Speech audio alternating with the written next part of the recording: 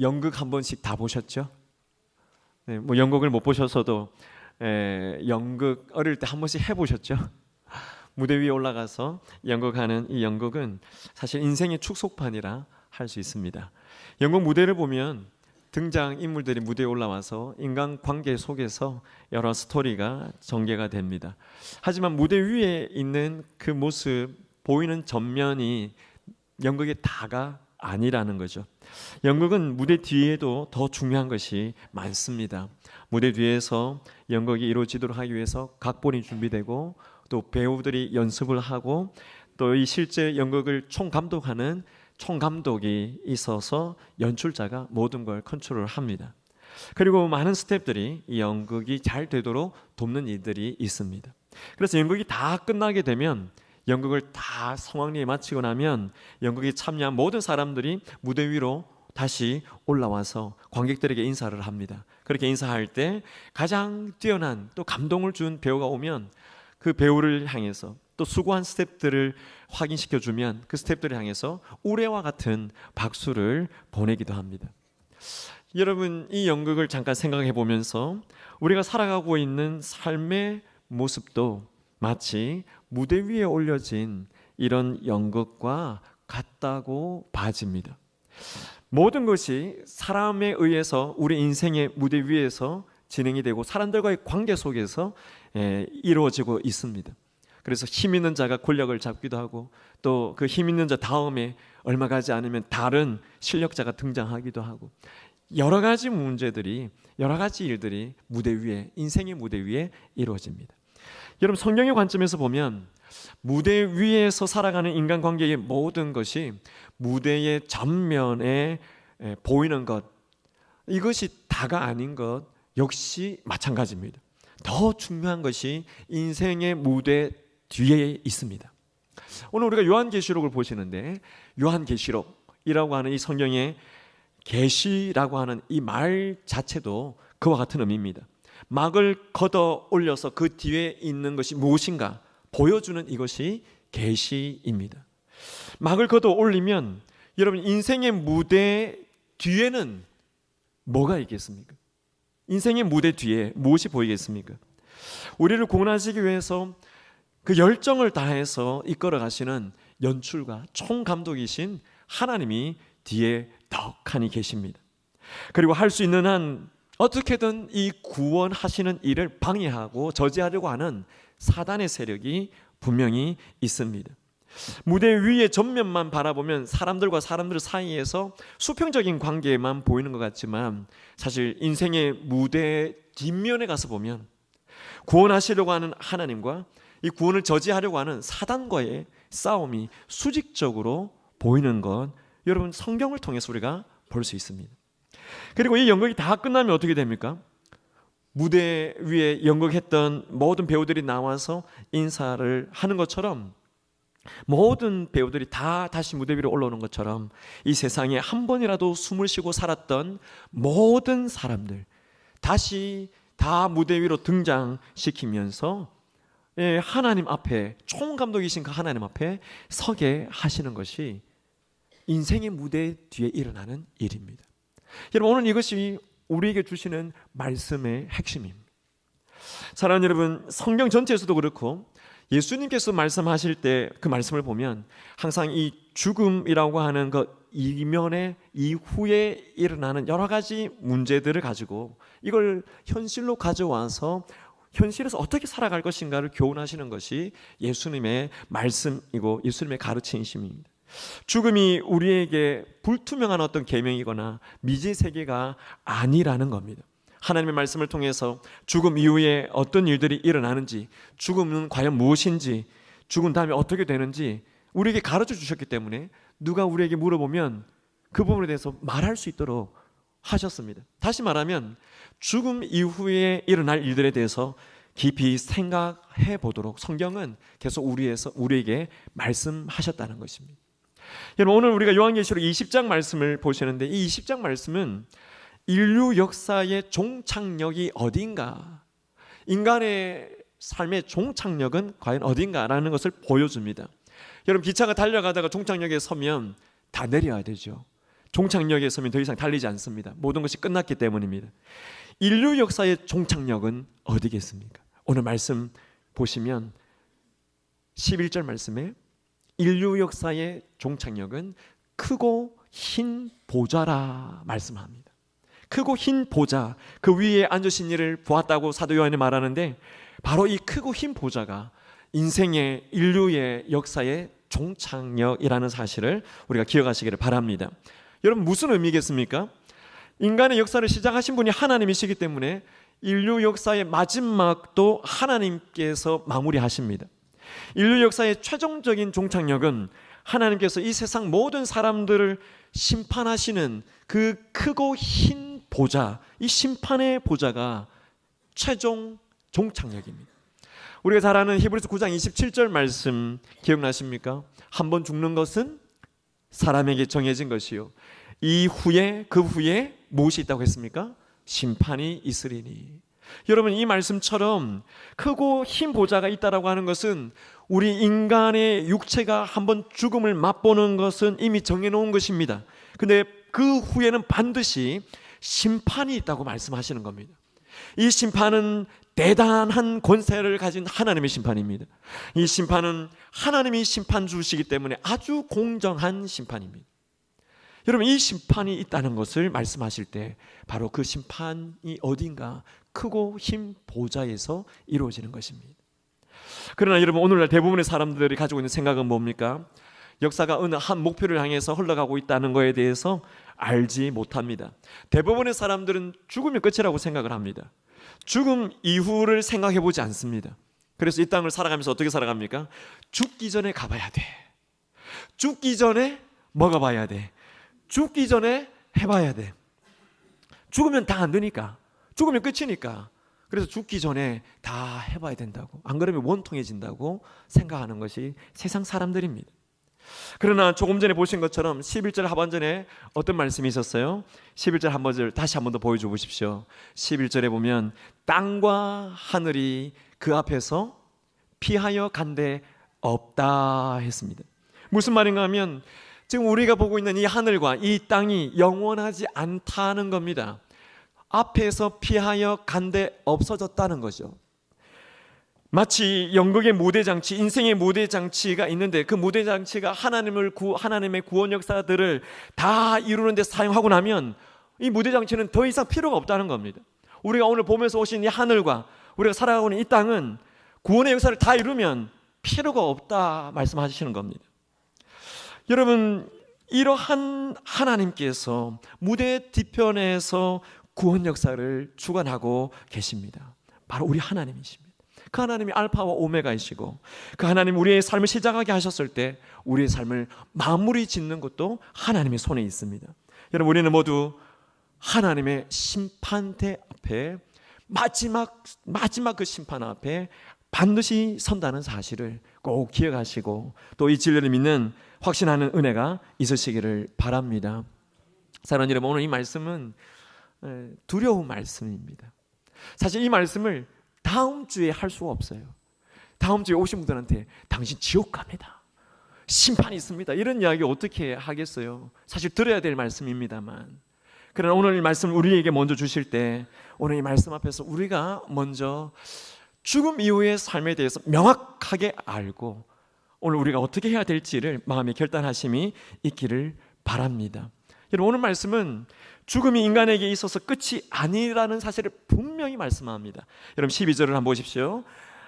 사도 요한이 말합니다. 내가 보니 죽은 자들이 큰 자나 작은 자나 다 어디에 서 있다고 했습니까? 보좌 앞에 있다고 했습니다. 큰 자나 작은 자나, 지위고하를 막론하고 모든 자들이, 이 세상을 살아가면서 하나님 없이 살았던 모든 자들이 이 크고 흰 심판의 보좌 앞에 서 있게 된다는 걸 말합니다. 거듭 말씀드리지만 이 세상이라고 하는 이 무대의 연극이 다 끝나면 하나님의 구원의 역사가 다 성취되는 것이기 때문에 그냥 끝나는 것이 아니라 하나님께서 이 세상에서 한 번이라도 존재했던, 아담으로부터 지금까지 한 번이라도 존재했던 모든 인생을 다 불러내셔서 심판하시는 최후의 심판이 있다는 겁니다. 여러분, 그 모든 사람들을 어떻게 다 불러냅니까? 13절 보십시오. 13절에 보면 바다가 그 가운데서 죽은 자들을 내어준다고 했습니다. 그리고 사망과 음부도 그 가운데서 죽은 자들을 내어준다고 했습니다. 무슨 말이겠습니까? 죽은 모든 자들이 다시 살아나는 부활이 있다는 말씀입니다. 여러분, 이 땅을 살아가면서 어떻게 죽었든지 죽음의 방식은 아무런 상관이 없습니다. 어떤 분들은 나이 많아 평안한 삶을 살고 무덤에 들어가시는 분도 계십니다. 그렇게 무덤에 계시든, 바다에 빠져서 시체도 건지지 못한 채 바다에서 모든 걸 다 잃어버려 그렇게 죽으셨던, 또는 아주 죽은 지가 오래돼서 무덤에 묻힌 지가 오래돼서 땅속에 몸에 어떤 것도 남아있지 않는, 다 썩어 없어져 버린 그런 분이라 할지라도, 또는 화재 사고로 너무나 뜨거운 불길 가운데 죽음을 당해서 남아있는 것 하나도, 뼈 하나도 추스리지 못하고 그렇게 돌아가셨다 할지라도 하나님께서 죽은 자들을 다 살리신다는 겁니다.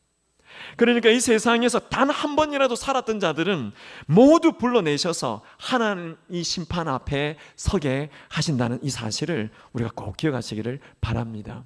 여러분, 모든 인간의 최종적인 결과가 바로 이 심판입니다.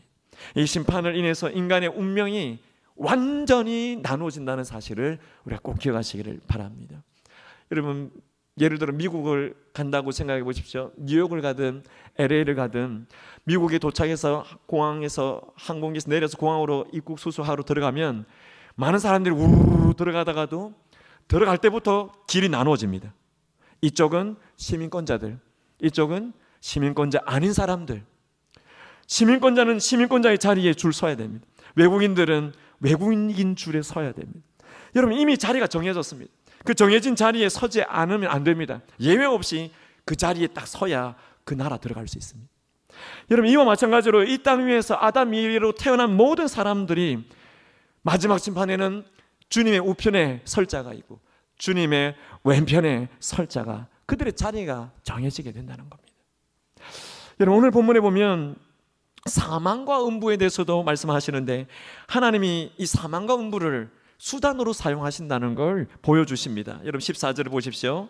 14절 보니까 사망과 음부도 불못에 던져졌다 하시면서 이것이 둘째 사망 곧 불못이라 말씀합니다. 사랑하는 여러분, 세상 사람들은 사망이 끝이라고 생각합니다. 그러나 여러분, 죽음이 끝이 아닌 줄 믿으시길 바랍니다. 여러분, 사망은 하나님께서 일시적으로 사용하시는 한 수단에 불과한 것입니다. 사망과 음부는 지금까지 불순종하고 하나님 앞에서 죽었던 모든 사람들을 거두어가는 수단이었습니다. 세상의 모든 역사가 다 끝났을 때 하나님께서 이 사망과 음부도 버리실 거라고 말씀하셨습니다. 그러면 사망이 없기 때문에 모든 사람들이 다시 살아나게 됩니다. 이 세상에 살면서 하나님의 영광을 구하지 않았던, 자기 욕심대로 살아갔던 모든 사람들이 영원한 불못에 던져지게 된다는 말씀입니다. 사랑하는 여러분, 우리가 이 불못의 형편, 이 지옥 불못이 어떤 것인지 말씀하고 있는 것 범주 안에서 알지만 사실은 구체적으로 잘 모릅니다. 오늘 말씀의 제목이 하늘 법정에서 내리는 심판인데, 하늘 법정에서 구체적으로 이 심판이 어떻게 내려지는지 성경이 이야기해 주시는 것 말고는 구체적으로 우리가 잘 알지 못합니다. 그러나 오늘 말씀에서 우리가 분명히 알아야 될 것은 둘째 사망 곧 불못이라 말씀하시는 이 지옥 불못에는 하나님의 어떠한 은혜도, 하나님의 어떠한 긍휼도, 하나님의 어떠한 자비도 기대할 수 없는 곳이 바로 이곳입니다. 여러분, 이곳에 있는 인간들은 극도로 미워합니다. 극도로 분노합니다. 극도로 절망 상태에서 영원히 고통을 받습니다. 죽으면 좋겠다 싶지만 자살할 수도 없습니다. 왜냐하면 사망과 음부도 지옥 불못에 던져졌고 사망과 음부가 이제 없기 때문입니다. 아무리 죽고 싶어도 죽을 수가 없습니다.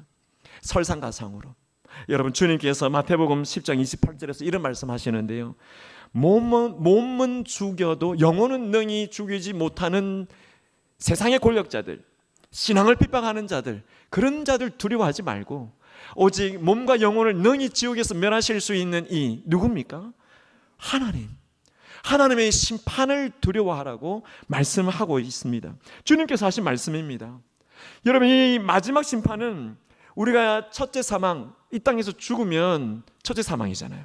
죽으면 우리의 영혼이 예수를 믿는 자는 하나님의 나라로 가고 믿지 않는 자는 지옥 불못으로 들어갑니다. 여러분, 우리가 죽으면 영혼만 그렇게 가지만 나중에 마지막 때 주님이 재림하셔서 주님이 다시 오시면서 우리의 몸을 살리실 때는, 부활이 있을 때는 몸도 함께 심판을 받게 되는 겁니다. 지금 만약에 지옥 간다면 영혼의 고통을 당합니다. 그러나 주님 재림하시고 부활하신 후에 부활의 몸을 입고 나면 몸과 영혼이 완전한 인격체로 더 큰 고통을 받는 것이라 생각합니다. 여러분, 만약에 오늘 우리가 작정한 태신자들이 어떤 상황에서 뭐든지 예수를 믿지 않고 만약에 죽는다면 그 영혼은 지옥에 갑니다. 영혼만 지옥에 갑니다. 육체는 이 땅에 있습니다. 그러나 이 영혼의 형벌은 말로 다할 수 없는 고통이 있는 것입니다. 영혼만 고통당한다고 해서 그 고통이 약한 것이겠습니까? 성경은 그렇게 말씀하지 않습니다. 그런데 더한 것은 주님 재림 이후에 마지막 심판을 받고 다시 들어가는 이 지옥의 형벌에 비하면 그냥 제 생각입니다. 영혼만 고통당하니까. 그러나 재림하시고 부활의 역사가 일어나고 천국으로 가는 자들이 신령한 몸을 입고 지옥 가는 자들도 영적인 몸으로 부활이 되면서 몸을 가지게 되었다면 여러분, 그때는 영혼만 고통당하는 게 아닙니다. 마지막 심판 이후의 그 고통은 육체도, 부활한 그 육체도 함께 지옥 불못의 고통을 당한 것입니다. 여러분, 이렇게 심판 이후에 당하는 이 고통은 더 힘든 고통이요, 영혼과 몸이 고통당하는 엄청난 고통입니다.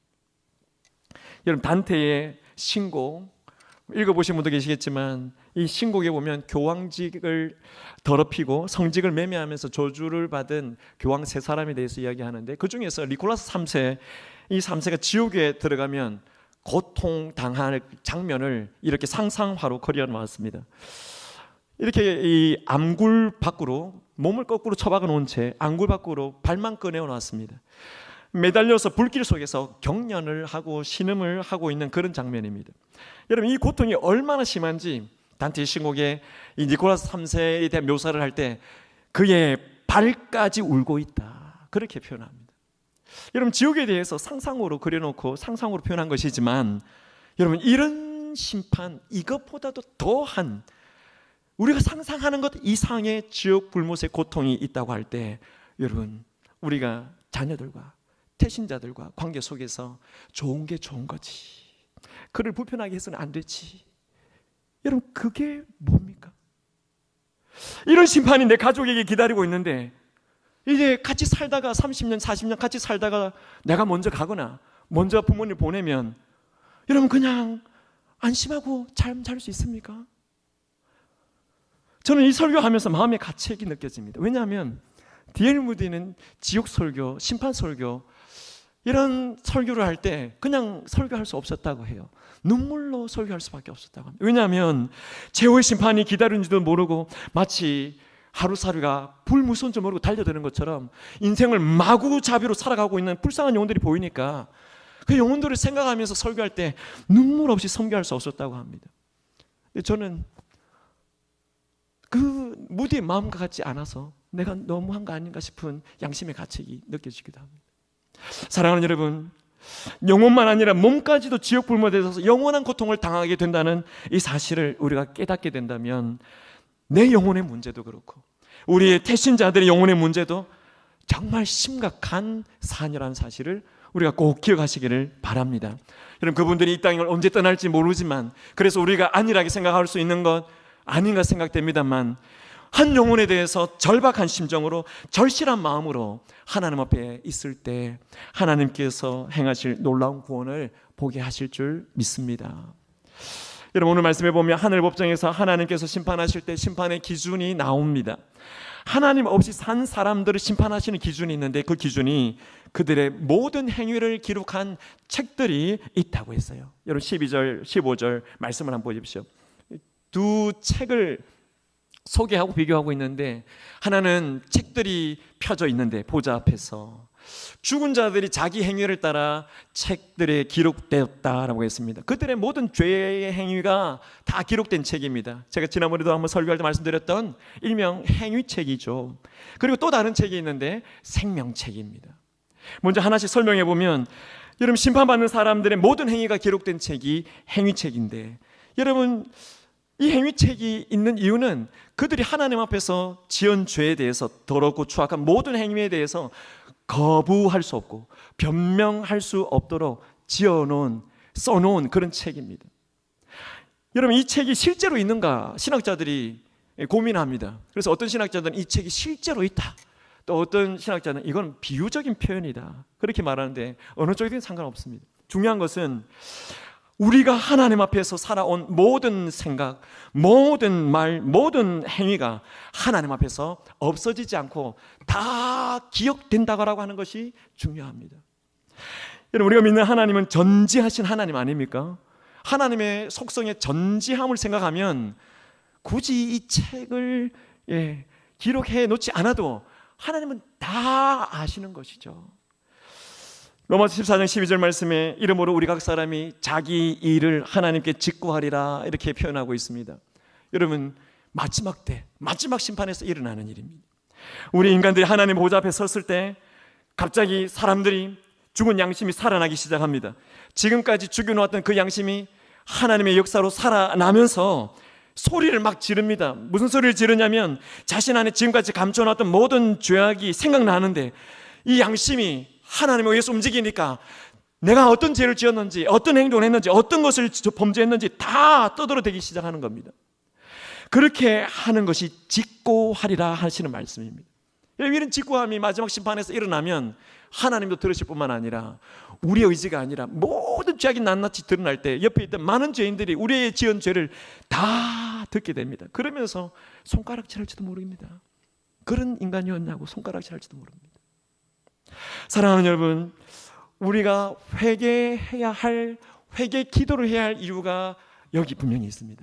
무슨 말인가 하면, 하늘 법정에서 심판을 받을 때 예수 그리스도의 피로 씻음받은 모든 죄는 전부 하나님의 보좌 앞에서 다 용서받았기 때문에 직고되지 않습니다. 용서받았기 때문에 그렇죠.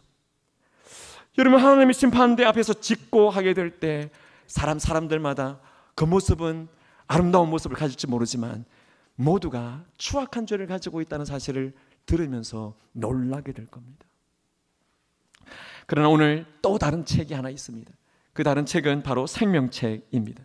구원받은 자들의 이름을 기록하고 있는 책입니다. 여러분, 이 책은 모세도 이런 책이 있다는 걸 알았죠. 그래서 이스라엘 백성들 하나님 원망하고 반역할 때 하나님 이들을 멸하시겠다 할 때 뭐라고 기도했습니까? 내 이름을 그 책에서 지워버릴지라도 이스라엘 백성들을 버리지 말아 주십시오. 그렇게 기도했던 것은 생명책이 있다는 걸 알았기 때문입니다. 예수님께서도 제자들에게 이야기하셨어요. 제자들이 나가서 귀신을 쫓고 병을 낫게 하고 그렇게 돌아와서 기뻐하고 있을 때 예수님 말씀합니다. 귀신들이 너희에게 항복하는 것으로 기뻐하지 말고 너희의 이름이 하늘에 기록된 것으로 인하여 기뻐하라고 하셨습니다. 생명책이 있다는 걸 말씀하신 것이죠.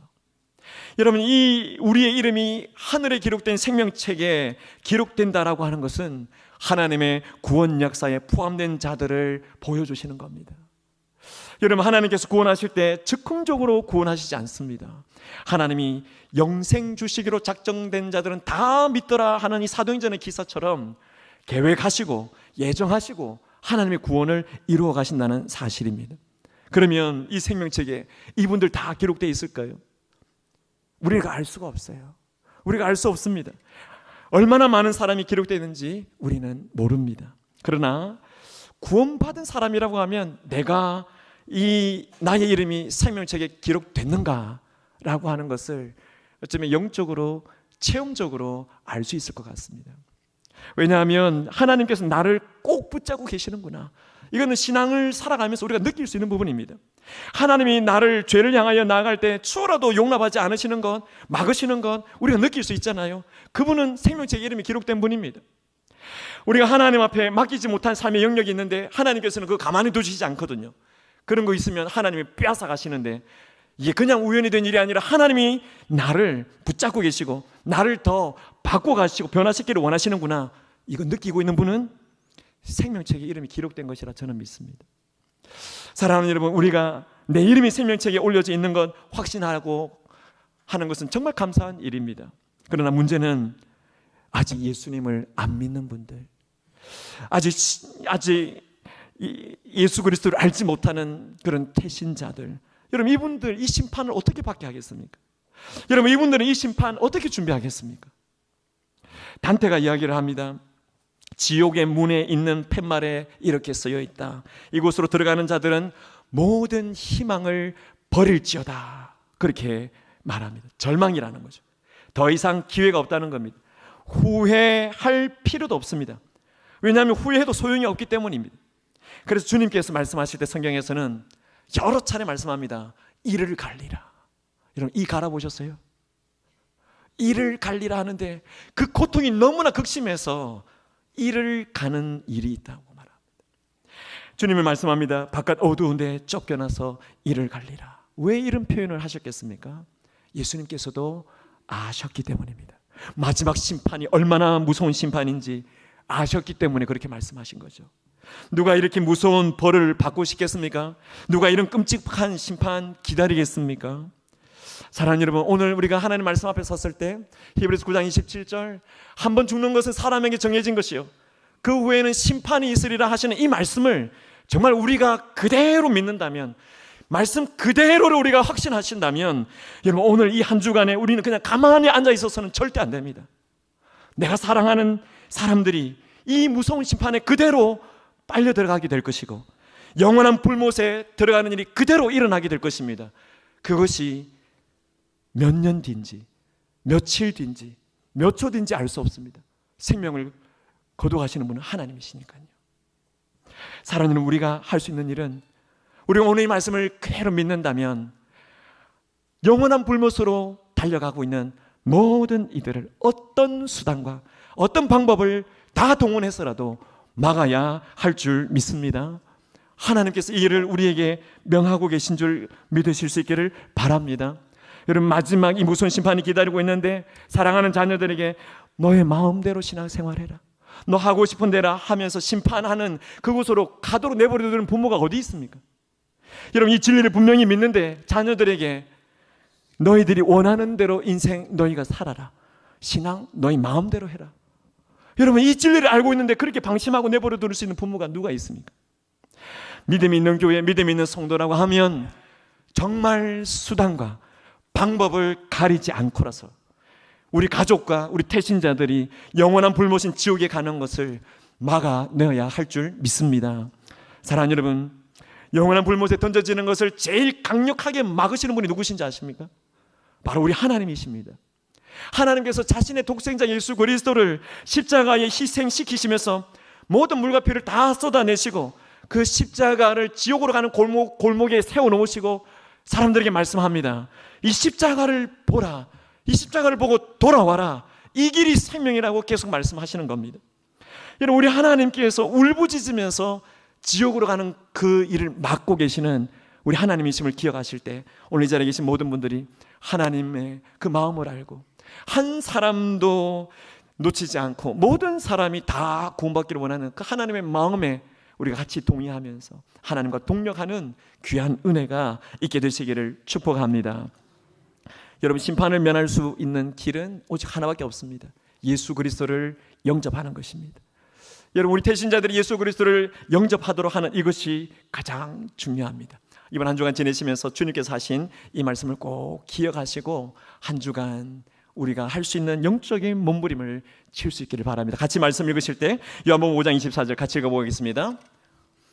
내가 진실로 진실로 너희에게 이르노니 내 말을 듣고 또 나 보내신 이를 믿는 자는 영생을 얻었고 심판에 이르지 아니하나니 사망에서 생명으로 옮겼느니라. 아멘. 여러분 믿는 자에게 영생이 주어지고 심판에 이르지 아니함을 확신하시기를 바랍니다. 사망의 자리에 지금 놓여 있다 할지라도 분명히 하나님 말씀하셨습니다. 생명으로 옮겨 놓으셨다고 했습니다. 여러분 이 일이 우리 새생명 축제를 통해서 일어나기를 간절히 축복합니다. 하나님 아버지, 지옥 불못을 향하여 달려가는 수많은 영혼들 주여 우리가 가만두고 보지 않게 하시고 한 영혼 한 영혼 주님께로 인도하여 드릴 수 있도록 하나님과 동력하면서 새생명 축제 가운데 우리의 태신자, 우리의 가족들을 초청하여 말씀 앞에 세울 수 있도록 은혜 베풀어 주시옵소서. 예수님의 이름으로 기도하옵나이다. 아멘.